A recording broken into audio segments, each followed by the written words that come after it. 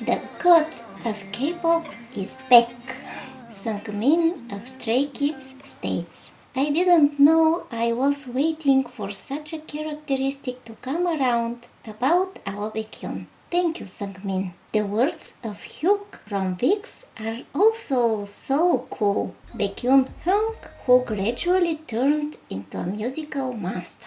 It's refreshing to see how many people out there are hyped about this new piece of art, and respect for the precious talent put in action, no matter how hard it is for us to enjoy it. Bambi album is definitely Baekhyun's best so far, at least for me, vocally, emotionally, on another level. Beautiful from beginning to the end, with naturally flowing vocal virtuosity, full of richness of nuances. Pure art. There are some moments, especially in Cry for Love, Bambi, and Love Scene, that are hard to be survived.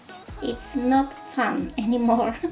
He's torturing our poor hearts. I feel like I'm losing my cheerful friend of mine. But as Tchaikovsky says about Mozart, I love everything about him because we love everything in those whom we love sincerely. And now the breakdown.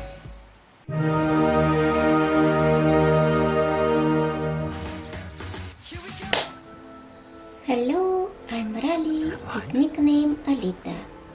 This battle angel that was revived to put in action the forgotten great ancient technology of true knowledge and wisdom.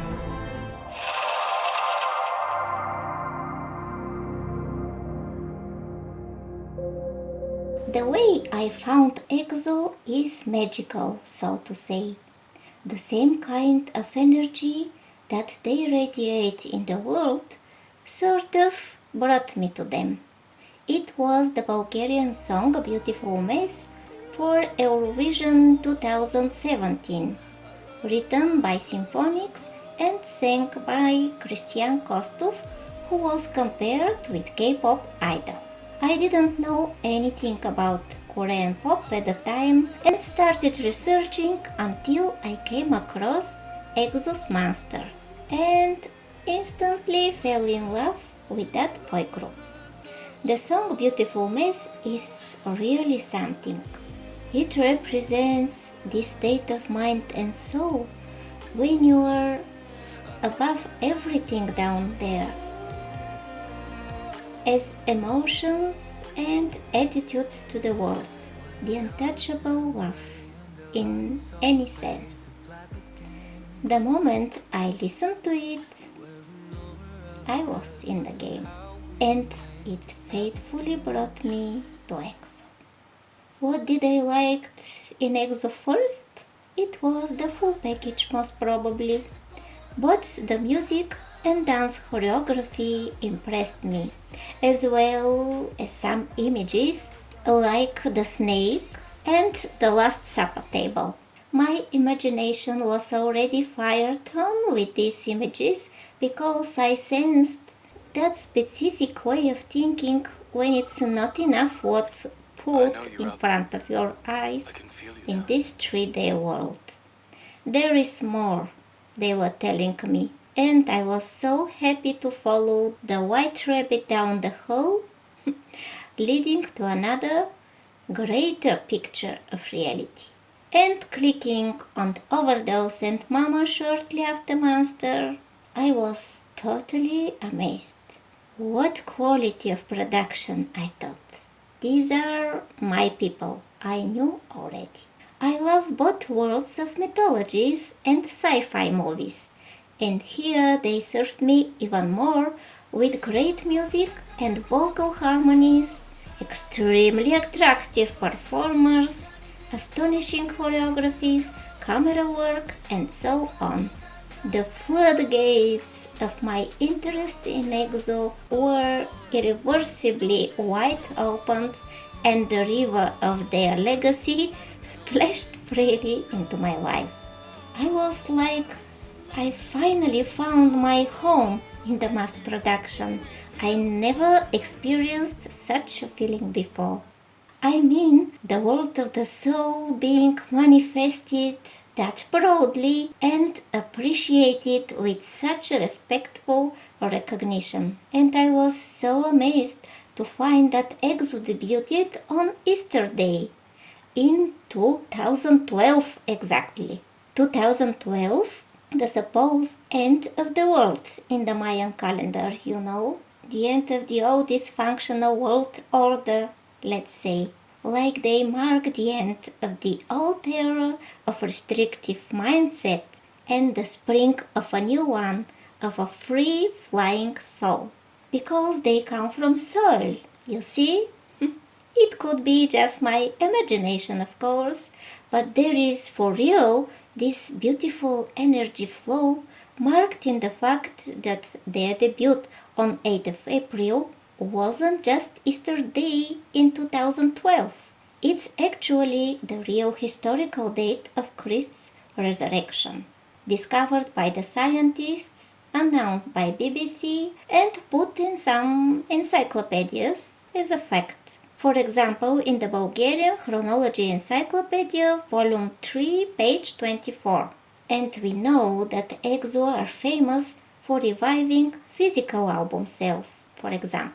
When I was wondering, as usual, what's the meaning behind their name, I couldn't find an explanation except that they're from exoplanet as a concept. And because of their logo, together with the general meaning of EXO as out and external, I made my mind it's coming from Exodus, like their song and album title. That is an exit with biblical nuance. So, EXO lead us out from the maze of our earthliness. Yeah, so beautiful again. I started to explore slowly, day by day, their legacy with performance, live, music video here, TV show or article there. YouTube didn't fail to suggest me more and more new things. And I got more and more involved. One day, Coco Bop appeared, which I found so fresh and colorful.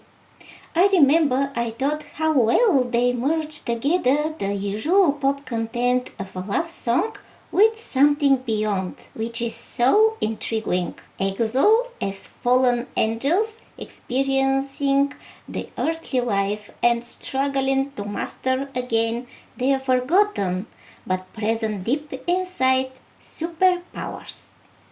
Something like that I interpreted the visual story. It was much later, and because of NCT's concepts, that I realized this song is actually presenting the kick for awakening from the movie Inception. That kick may have different layers of perspective. We, as an audience, to wake up for their existence and creative work. That is, not to sleep over them on one hand, or they, as artists, to unroll their skills and talents on the way to their audience. And finally, we all to wake up our potential as human beings and to evolve in general. With every new step, I was inspired by noticing more and more details and felt free to fly on the wings of imagination without being wrong and judged. I saw some amusing jokes about the theories aspect of EXO's world that made me laugh.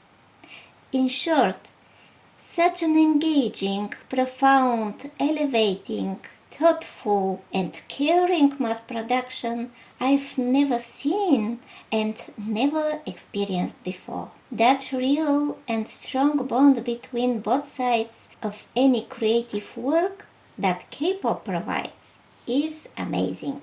And in the midst of my newly found exciting journey, I suddenly bumped on EXO Civic She. It was a stressful experience at first for me because I thought there is no more EXO. That's what I thought, because I was under the impression that every year there are new groups rising and the previous ones are disbanded. What a relief was to realize that this wasn't the case with EXO and they just spontaneously formed a subunit. Then I gradually got used to the idea that Lei is not going to perform anymore as EXO Altogether 9 because he is on his own mission already and it's important. I also realized that our boys are growing and they're attracted as well to unfold their own individual journeys. That's not something that we need to blame SM for, as many usually do. At the end of the day, EXO made history already. El Dorado is popping in my mind with its great melody and lyrics. There is the Inception vibe in it as well, the wind and the melody, which are the call to wake up for another reality. And by the way, that pyramidal structure in the air reminds me of Super M1, together with some dreams of mine, but this is something to explore later on in their episode. What's more, just a couple of days ago I heard in an interview a symbolic true story that appears to be so much in accord that I'm amazed. It's a connecting metaphorical symbol, I think. You know, the image of a butterfly that spreads the wave with the wind of its wings and is everywhere in SM's videos together with the capital Greek letter Psi, which is officially used to represent the word or study of psychology, the science of the soul, and is adopted by SM as a sign of Seoul, the capital city of the heart, in their concepts most probably. In ancient times, the word psyche had the meaning of a butterfly. Nowadays, it means soul. From another Greek word, anemos, which is wind, come the words animus, spirit, and anima, soul. That's how butterfly and wind are in the bottom of both expressions of spirit and soul. And here is now the story told by engineer Vladimir Petrov, who attended the lectures of the teacher of wisdom Vaklus Tolev in Plovdiv University. And here we go. There is an interesting case related to the very beginning of this discipline, history of religions, that was introduced at the university. We had gathered at the 6th auditorium 200 people.